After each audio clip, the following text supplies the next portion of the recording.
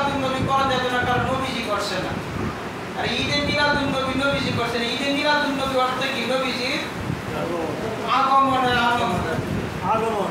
আচ্ছা, এই কি করে রেজাউল করিম আবরার নামে এক বক্তা আছে, এরপরে পরিষ্কার করতেছে এটা করা যেত না, এটা করা বেদাত। নামাজের পরে দোয়া করা বেদাত। কি কইছে? বেদাত। ঠিক কর, কি দেখো বেদাত। ঠিক কর। আচ্ছা, বেদাত যে কইলো আযানের আগে দুরূদ সালাম করা বেদাত কইতাছে। আচ্ছা, বেদাত কারে কয়? এইটা তো বললাম। বেদাত কারে কয়? নবীর যুগে ছিল না, সাহাবায়ে কেরামের যুগে ছিল না, এরপরে যে যুগটা, এরপরের যুগ তাবিঈদের যুগ থেকে যেটা আবিষ্কার হইছে এটারে কয় বেদাত। মানে ইসলামের প্রথম যুগে ছিল না, সাহাবায়ে কেরামের যুগেও ছিল না, এরপরে যে জিনিসটা মানে ইসলামের মধ্যে নতুন আবিষ্কৃত হয়েছে এটারে কয় বেদাত।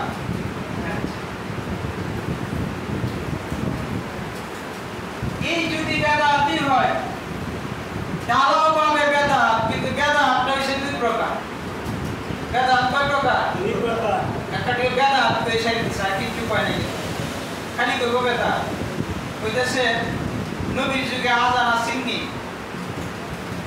আবরার যেটা এক কইতেছে বুঝাইতেছে কি নবীর যুগে আযান আসেননি, সুন্দর কইতেছে আছে। নবীর যুগে ইশকে মহব্বত আসেননি, কইতেছে আছে।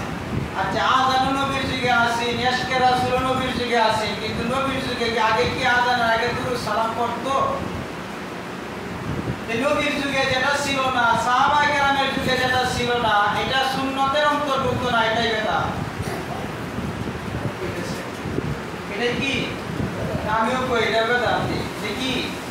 আমিও কই এটা বেদাত, কিন্তু বেদাতে দুই প্রকার। বেদাত কয় প্রকার? দুই প্রকার। বেদাত দুই প্রকার, একটা হলো বেদাতে হাসানা আর একটা হলো বেদাতে সাইয়্যা। বেদাতে হাসানা যেটা এটাই মুস্তাহাব।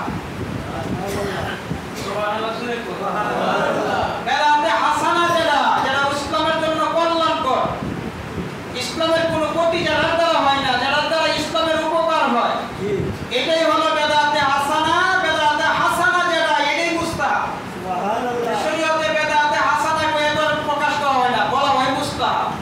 কি বলা হয়? মুস্তাহাব। আমাদের রাসূল তো আমাদের আগে নিয়ত আছে না, আমরা ছোটবেলা দেখছি মুরব্বিরা কিস্তা না জানতো নিয়তটা লিখছে, ঠিকছে না? আচ্ছা, জানি না আমাদের দ্বারা একটা দোয়া আছে না, এটা কি তো পড়ে? এটা পড়ে না। তোমার না পড়তে পড়তে কি জানা আমাদের দ্বারা এই দোয়া করিতে হয়, আমরা ছোটবেলা শিখেছি। কি দোয়া না?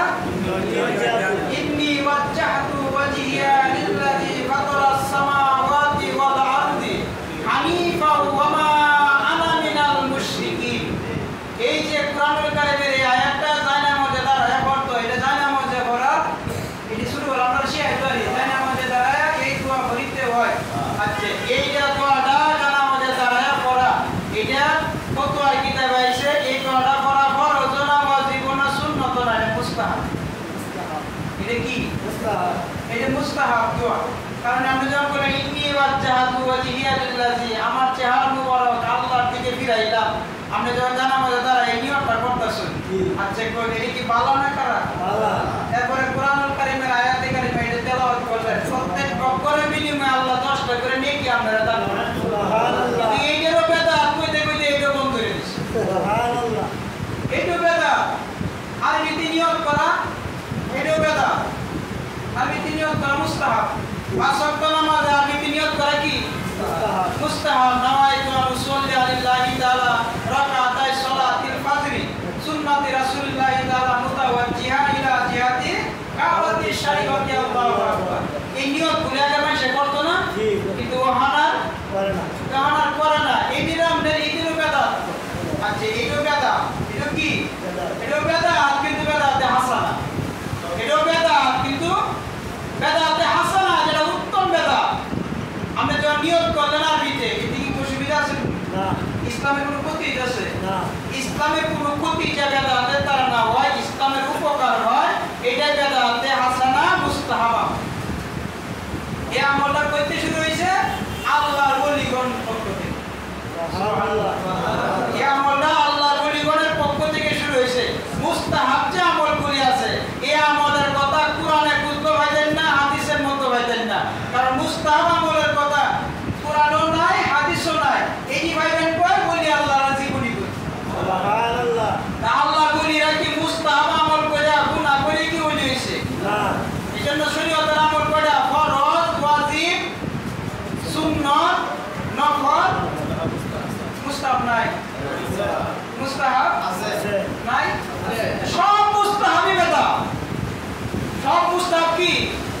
সব বুঝতে হবে।